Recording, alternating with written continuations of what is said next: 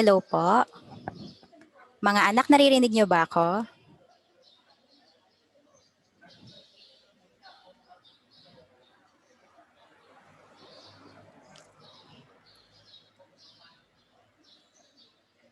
Ayan, habang hinihintay pa natin yung iba ninyong mga kaklase, mga anak, pakilagay sa ating chat box na kayo ay present.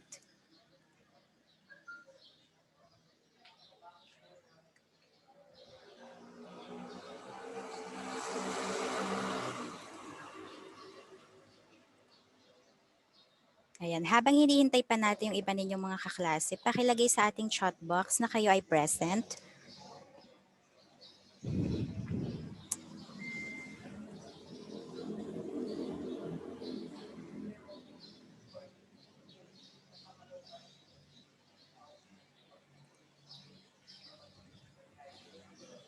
Mga anak, nakikita niyo ba yung presentation natin?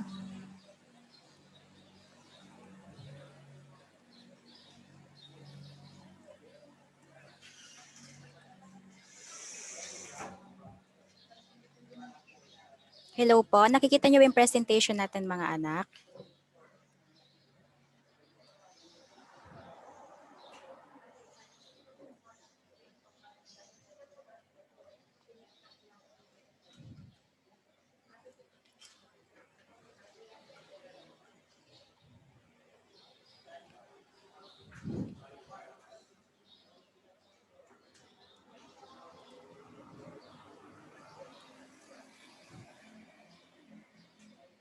Sa lahat po ng nakapasok, mga anak, nakikita niyo ba yung presentation natin?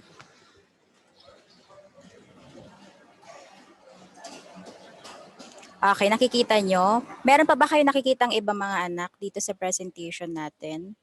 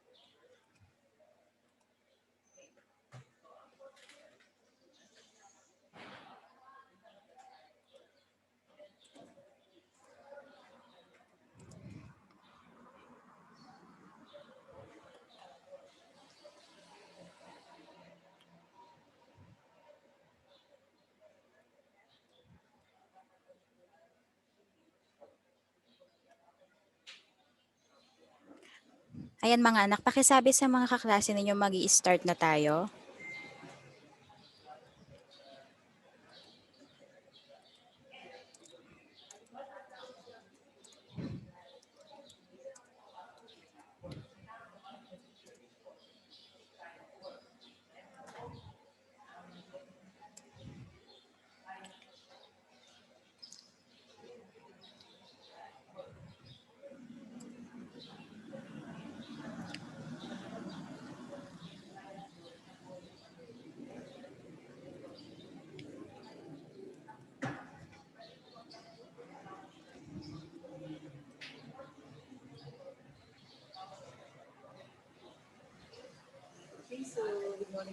Ayan mga anak, hindi ninyo ako makikita kasi po nagte-technical error itong Zoom ko. Kaya naka-off po yung video ko. Pero po kung kayo ay hindi naka-data, paki-open na lang po yung video, yung camera po ninyo. Pero kung naka-data po kahit hindi talaga kaya, then close nyo lang po. Basta makinig lang kayo, ano.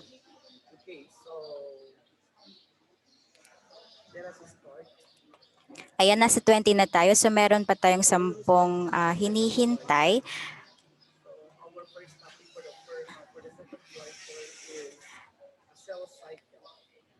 Ayan, habang hinintay natin sila, pwede na tayo mag-start mga anak. Ayan, unang-una sa lahat ay magandang umaga po sa ating lahat. Ayan, start na po o ito na ang simula ng ating ikalawang markahan o ang ating second quarter.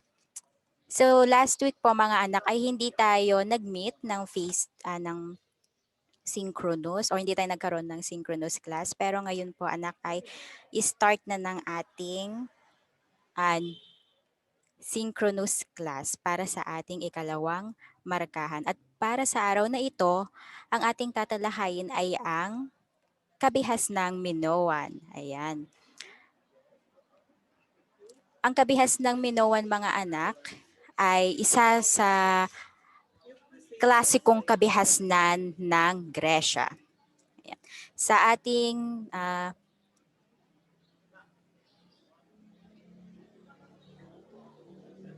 para sa ating pag-aaralan ngayon ay sasagutin natin ang mga sumusunod na katanungan. Unang-una sa lahat, paano nga ba natuklasan ang kabihas ng Minoan? Ayan. Sino ba ang nakatuklas ng kabihas ng Minoan? Susunod po ay ano ang mga palatandaan ng kaunlaran ng kabihas ng Minoan? Dahil kapag nabasa niyo po ang ating study guide ay napakaunlad po ng kabihas ng Minoan. Ayan, malalaman natin kung bakit nga ba sila maunlad. At ang pangatlo, paano naging maunlad ang kabihas ng Minoan? Ayan. Ano nga ba ang kanilang trabaho? Ano nga ba ang kanilang kinakalakal? Yun po mga anak. Ayan. Una-una sa lahat mga anak, itong nasa ating larawan ay si Arthur Evans. Sino nga ba si Arthur Evans? Isa siyang arkeologong Ingles na kung saan siya po ay ang nakadiskubre ng kabihas ng Minoan. Yan po, siya po ang nakatuklas at siya po ang nagbigay ng pangalang Minoan sa kabihas ng ito. Saan nga ba niya po kinuha ang pangalang ito? Ayan. Ito po ay alinsunod kay Haring Minos na nagmula sa mitolohiya ng mga Griego. Ayan po. At ito ang unang kabihas ng umusbong sa rehiyong Aegean. Ulitin ko po, ito si Arthur Evans. Siya po ang nakatuklas ng kabihas ng Minoan at siya ang nagbigay ng pangalan sa kabihas ng ito. Susunod naman mga anak ay ang kasaysayan ng kabihas ng Minoan. Siyempre po, lahat po ng ating mga kabihasnan ay mayroong kasaysayan. Mayroon pinagmulan kung ano nga ba ang kanilang lipunan, ang kanilang pamahalaan, saan nga ba sila matatagpuan. Ayan.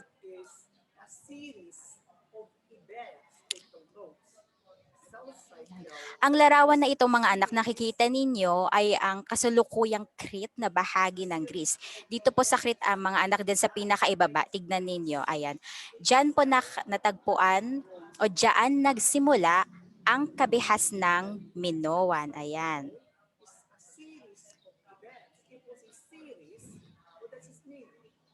Ayan.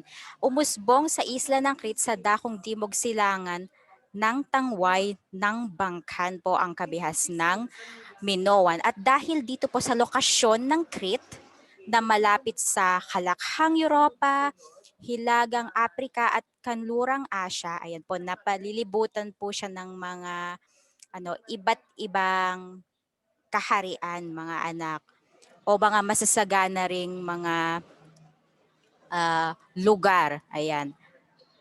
naging masagana ang kabihas ng Minoan dahil sa pangangalakal nito sa iba't ibang kaharian sa ibayong dagat. Yun nga po, meron tayo sa Europa, sa Hilagang Aprika at sa Kanlurang Asya. Yan.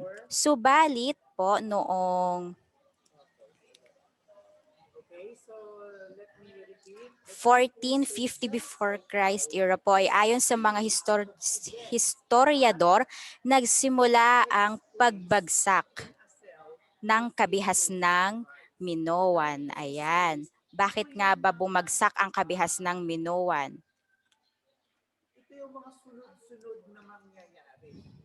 Ayan po. Nangyari po ang pagsabog. Ayan po, pagsabog ng bulkan sa isla ng Terra na sumira sa mga hilagang bahagi ng Crete. Ayan po. Kaya bumagsak po ang Minoan. Bagamat mga anak ay sinubukan naman nilang umahon o sinubukan nilang magsimulang muli, ngunit pumasok na po dito o sinakop na sila ng kabihas ng Mycenaean. Yan po. Ang mga sinakop po ang mga pangunahing sentro ng kanilang kalakalan. Ayan. Mamaya ay malalaman natin kung ano nga ba ang mga pangunahin nilang kalakalan. Yan po, ulitin ko ha. Nung nangyari po ang pagsabog ng bulkang Terra ay bumagsak po ang kabihas ng Minoan. Sumabay po dito na sinakop sila ng mga Mycenaean. Ngayon naman po ay nakikita ninyo sa ating larawan ang labi ng palasyo sa Knossos. Anak. Ayan, ang pagkakatuklas sa Knossos mga anak. Ano nga ba itong lugar na ito?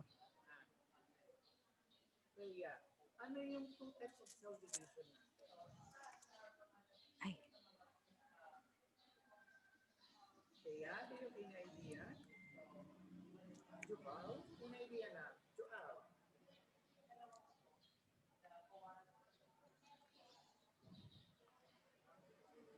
Ayan, sandali lang mga anak ha, dahil nawawalang internet. So the two types of subdivision is the mitosis and the meiosis.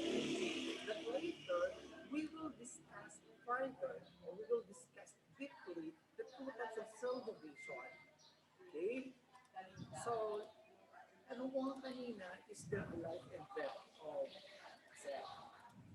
Ayan po, pagkakatuklas sa Knossos po, nagsagawa ng paghukay sa Knossos ang isang matandang lugar na nabanggit ni Homer. Kilala niyo naman po si Homer, di ba? Siya ang sumulat ng Iliad at Odyssey. Yan po, ang The cell then will undergo cell division. Okay, so because the cells will undergo cell division and undergo also the different processes of the cell division. Okay, so ayan po, ang Knossos mga anak, ito ay ang lugar na matatagpuan sa Crete mga anak. Dito natagpuan ang mga labi ng kabihasnan o ng mga Minoan. Yan po. At ito ay ang punong lungsod ng Crete na matatagpuan sa hilagang bahagi ng Pulo.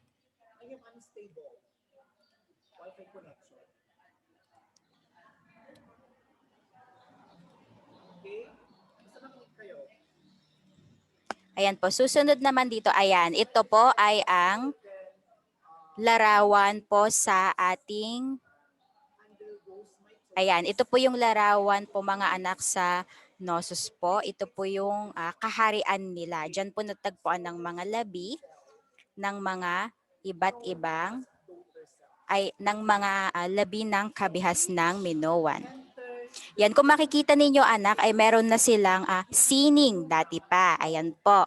Kikita ninyo yung pininta nila sa kanilang mga dingding ng kaharian.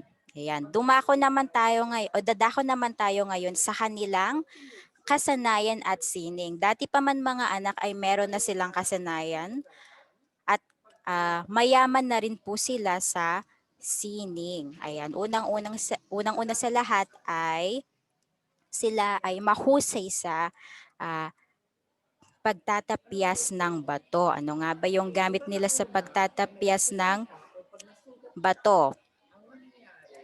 Ayan, tagatapyas sila ng bato gamit ang mga kasangkapang yari sa tanso. Ayan po, ito po yung ano natin, halimbawa natin. Ito ay piraso ng tanso mula sa Minoan. Una po sa lahat ay mahusay po silang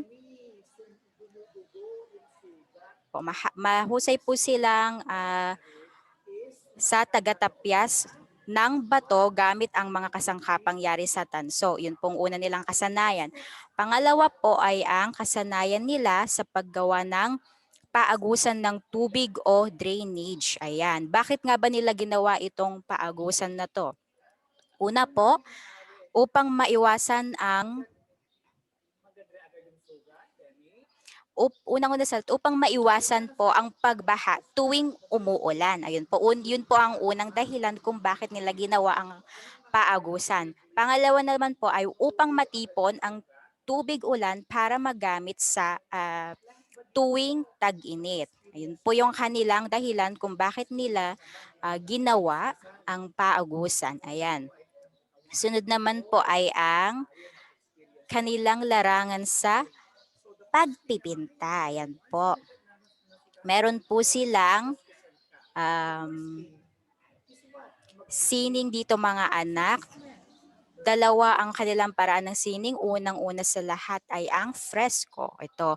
Ito ay larawang mabilisan ang paggawa, subalit ito ay pulido. Ayan, mabilis ang ginagawa, ngunit ito ay pulido. Yun po ay ang fresco. Kung makikita po ninyo sa ating halimbawa, ito po ay ang bull dance. Tama ba? Ang galing ni Demi. Very good, Demi. Of course, Ito po ay parang yung bull dancing, kung hindi ako nagkakamali po. Kung saan nandito po yung toro at isa po ay ang tao o ang Minoan po, na kung saan daw pinapakita dito na gustong hawakan o pinipilit na hawakan ng mananayaw ang toro mga anak. Gusto na pinapakita rin dito na pinipilit niyang abutin ang ang tawag dito yung ano niya, yung sungay niya upang sakay doon sa likod ng toro. Yun daw yung dahilan niyan. Ayan naman, susunod po ay ang galamay ng pugita. Ayan, galamay ng pugita. Wala namang dahilang sinabi pero ito ay isang halimbawa ng fresco. Ayan. Pangalawa naman po ay ayan po, paggawa ng palayok. Ayan, malimit naman na disenyo nito ay tungkol sa kapaligiran, lalo na sa dagat. Ito po ay isang halimbawa ng paggawa ng palayok. Ayan, ulitin ko po ha, ang apat po na kasanayan o ang mga kasanayan at sining ng kabihas ng Minoan. Unang-una sa lahat ay ang pagtatapyas ng bato. Pangalawa po ay ang paggawa ng paaugusan o drainage po. Ang pangatlo naman ay ang fresco. Ito yung mabilisan na pagpipinta, ngunit pulido. Ayan. At ang panghuli po ay ang paggawa ng palayok. Ayan. Susunod naman ay ang sistema ng pagsusulat. Ayan. Noon pa lang po ay meron na silang sistema ng pagsulat. Bago pa man bumagsak, ang kabihas ng Minoan ay meron na silang sistema ng pagsulat. Meron po tayong dalawang halimbawa dito. Dahil po kay sa ating arkeologong Ingles na si Evans, natagpuan po niya ang mga lapida sa kabihas ng Minoan. Ayan, ang mga lapida ay gawa sa luwad o sa clay. At doon po ay may dalawa po siyang natuklasan na sistema ng pagsulat. Una po ay ang linear A. Ayan po. Ang linear A po, ito yung paraan ng pagsulat ng mga Minoan na hindi pa naiintindihan hanggang sa ngayon. Ano po? Yun po ang linear A. Gamit po ng Minoan pero hindi pa rin naiintindihan o hindi pa rin natutuklasan kung paano itong kanilang sistema ng pagsulat. Samantala naman po, itong linear B, ito ay ginamit ng sumunod ng kabihasnan. Ayan, pag tatalakayin po natin mamaya kung ano at sino po ang pangalawa o ang sumunod na kabihasnan. Ayun po ang dalawang pamamaraan ng kanilang pagsulat. Ayan.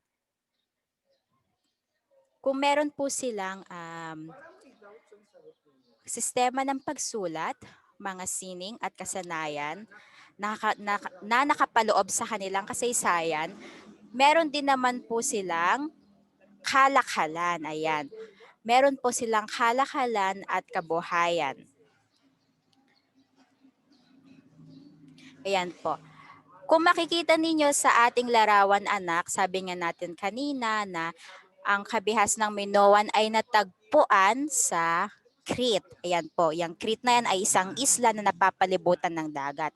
Kaya naman, madali nating mauunawaan na ang mga Minoan ay mangingisda, mandaragat, at mga mangangalakal. Diyan po sila kilalang kilala bilang mangangalakal. Ayan po. Ano nga ba ang mga pangunahing ikinakalakal ng kabihas ng Minoan? Ito po ay ang mga palayok at mga armas na gawa sa tanso. Ayan po. Di ba nga nabanggit natin kanina na isa sa kanilang kasanayan ay ang pagtatapyas ng bato gamit ang gamit ang tanso. Ayan. Ang kapalit nitong mga kinakalakal nila mga anak ay ginto, pilak at mga pagkain na hindi matatagpuan sa kanilang lugar o wala sa kanila. Ayan po. At dahil po napakasagana ng kanilang kalakalan, nakarating sa baybayin ng Dagat Aegean, Cyprus at Ehipto ang kanilang kalakal. Kaya mga anak, kung titignan po ninyo sa ating laraw, yung pong mga pulang linya, ayan sa baba, nakikita ninyo yung Egypt, di ba po? Yan, isa yan o diyan nakarating ang kanilang kalakal. Meron din po tayo dito sa Cyprus, ayan. Diyan po nakarating ang kanilang mga kalakal. Ayan. At ang panghuli naman po ay ang kanilang politika, pananampalataya at ang kanilang lipunan. Yan, unang-una sa lahat po, ang kabihas ng Minoan ay nakasentro sa ilang syudad katulad ng Knossos, Phaestos at Malia. Yan po. Sila ay pinamumunuan ng hari na namalagi sa palasyo ng kabiserang Knossos. Ayan po. Ang engranding estruktura ng palasyo ng Knossos ay nagmimistulang labyrinth. Ano ba yung labyrinth? Masalimuot mga anak. Ayon yun kay Evans. Bakit nga ba masalimuot mga anak? Kasi nga po, alinsunod daw po ito sa kwento ng Minotaur, anak. Kaya po sinabing ito ay labyrinth. Ayan. At ang panghuli po ay ang kanilang relihiyon. Sila po ay naniniwala o ang kanilang relihiyon ay naniniwala sa mga Diyosa. Ayan, nakasentro po sa Diyosa. At pinaniniwalaan din po nila na pantay ang pagturing sa mga babae at lalaki sa kabihasnang ito. Ayan. Maaari ding gawin daw ng mga babae ang mga trabaho o aktibidad na ginagawa ng lalaki. Yun po ang paniniwala ng mga kabihasnan o mga Minoan. Ng kabihasnang Minoan. Yun po. Ayan, may tanong po ba kayo sa ating kabihasnang Minoan? Sure, sino po yung nakatuklas sa sistema ng pagsusulat? Si Evans rin po. Basta si Evans lahat ang nakaano dito, anak. Siya. Paano niya natuklasan yon mga anak? Nakita niya ang mga lapida. No, mga lapida doon po sa mga labi, doon sa Nosos.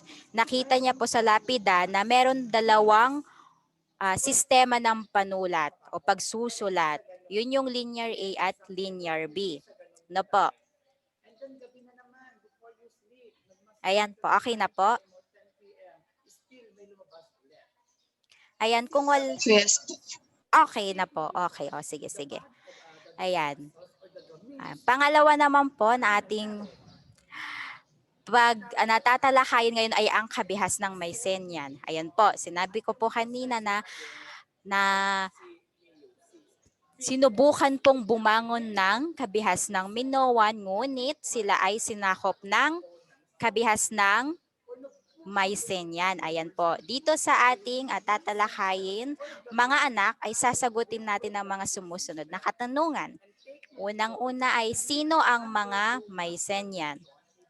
Pangalawa ay ano ang kinalaman ng mga Mycenaean sa pagbagsak ng Troy at anong uri ng lipunan mayroon ang mga Mycenaean? No po. Yan. Una sa lahat ay ang kasaysayan ng kabihas ng Mycenaean. Ano po?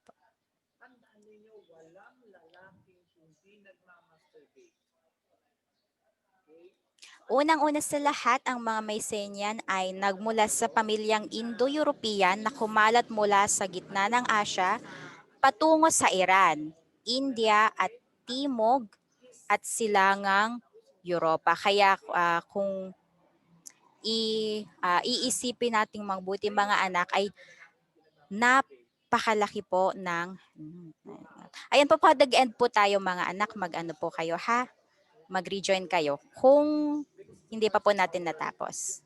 Yan. Kung iisipin po natin na mga anak ay napakalawak po ng pinagmulan po ng mga Mycenaean. Ayan. Ang pook po ng Mycenaean ay unang natuklasan ng arkeologo na si Heinrich Schliemann. Ayan. Kung sa kabihas ng Minoan, ang nakatuklas ay si Arthur Evans. Dito naman po ay si Heinrich Schliemann. Siya po ang arkeologo naman na nakatuklas dito. Ayan po. Pinalawak ng mga Mycenaean ang kanilang teritoryo sa pamamagitan ng pakikidigma at isa sa mga sinakop nila ay ang mga Minoan sa Crete. Ayan po. Yun, di ba po noong unang panahon po, ganun po ang kalakaran po nila, no? Kalakaran ng mga kabihasnan. Para po lumawak o lumaki po ang kanilang teritoryo, ang ginagawa po nila ay nakikipagdigmaan po sila o meron po silang mga sinasakop. Ayun po. At ang isa sa kanilang sinakop ay ang kabihas ng Minoan na mula sa isla ng Crete. Ayan po. Yan. Ang kabisera ng Mycenaean ay matatagpuan sa tangway ng Peloponnesus at sinakop din ng Mycenaean ang mga isla sa dagat Aegean. Ayun po, katulad ng Crete at Cyclades. Ayan.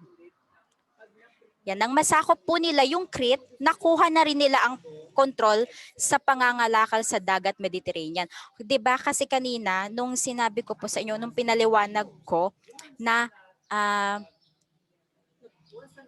na ang kabihas ng Minoan ay kilalang kilala o maunlad sila sa pangangalakal dahil nga lahat ng mga ibayong sa ibayong dagat o mga kaharian sa ibayong dagat ay nakakarating po doon ang kanilang mga kinakalakal. Ayan po. Ano pong ginawa ng Mycenaean? Nung sinakop nila ang kabihas ng Minoan sa Crete. Ayan. Dahil nga nagkaroon ng digmaan, ayan, gumuho ang palasyo sa Knossos. Yun po yung labi ng mga Knossos kanina.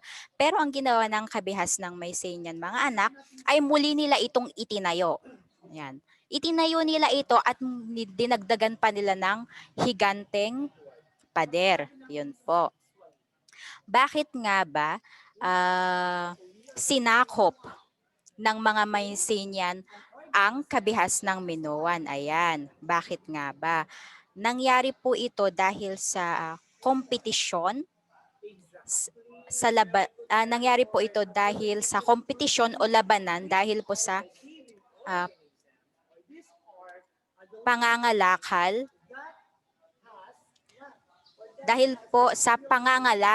sa dagat Aegean. Yun po ang dahilan. Yan. At ayon sa epiko ng Iliad, nakipagdigma ang Mycenaean na pinamumunuan o pinangunahan ni Haring Agamemnon sa mga taga-Troy. Ayan naman po. Matapos nilang sakupin ang mga isla sa dagat Aegean ay sinunod naman nila ang Troy. Ayan. Ngayon naman po ay ang pagsakop sa Troy. Nang magpatayo ang mga lungsod ang mga Mycenaean, kanilang pinalibutan ito ng malaki at matitibay na pader. At ang isa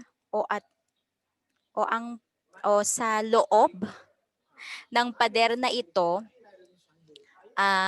ang palasyo ng hari. O sino ba yung hari nila? Si Haring Agamemnon. Ayan po. Ang pinakamalaki sa mga lungsod na ipinatayo nila ay ang Mycenae na pinamumunuan nga ni Haring Agamemnon. Yan. Samantala po, ang Troy ay isang makapangyarihang syudad sa Turkiya malapit sa Hellespont. At dahil nga ito ang pinaka makapangyarihan sa syudad ng Turkiya, ibig sabihin po nito ay maunlad din po ang kabuhayan o ang kalakalan ng Troy. Yun nga lang po, nagkaroon ng pananakop. Yun po, nagkaroon ng pananakop. Sino ang sumakop sa Troy? Walang iba po kundi ang mga kabihas ng Mycenaean po, no? Sinakop nila ang Troy upang makontrol nila ang kalakalan sa dagat Mediterranean. Ano po?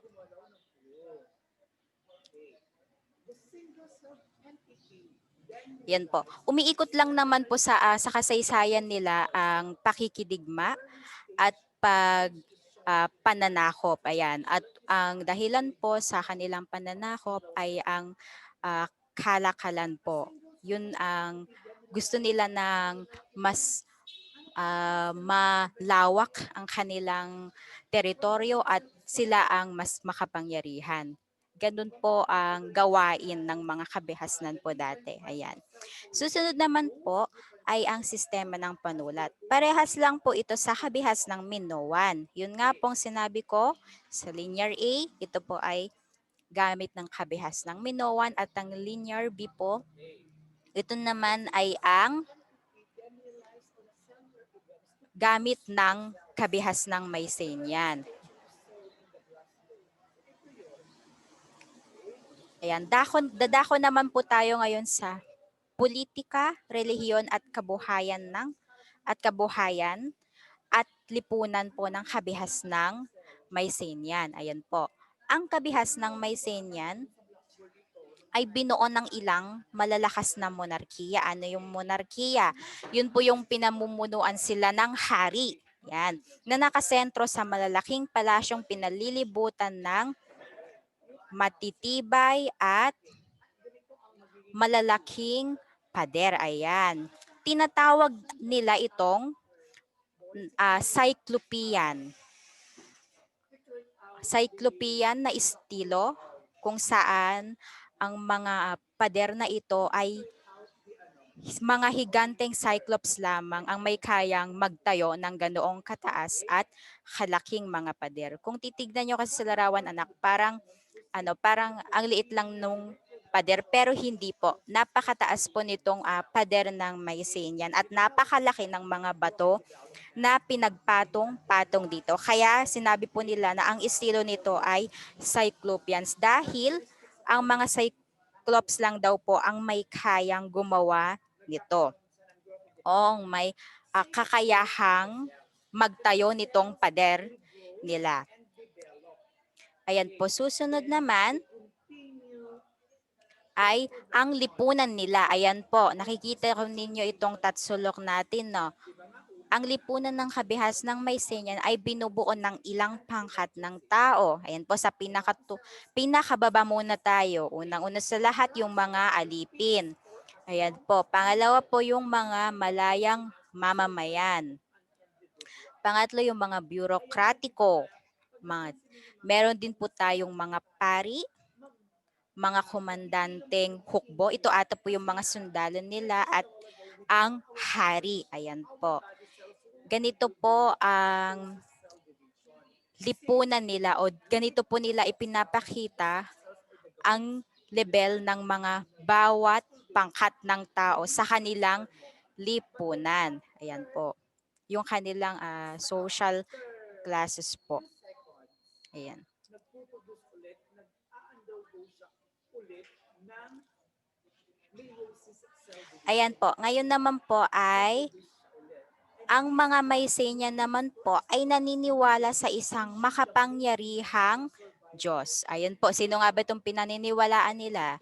Si Zeus. Ayan, si Zeus po na naghahari sa isang pamilya ng mga Diyos at Diyosa. Ayan po. Siya po yung pinaniniwalaan nilang makapangyarihan.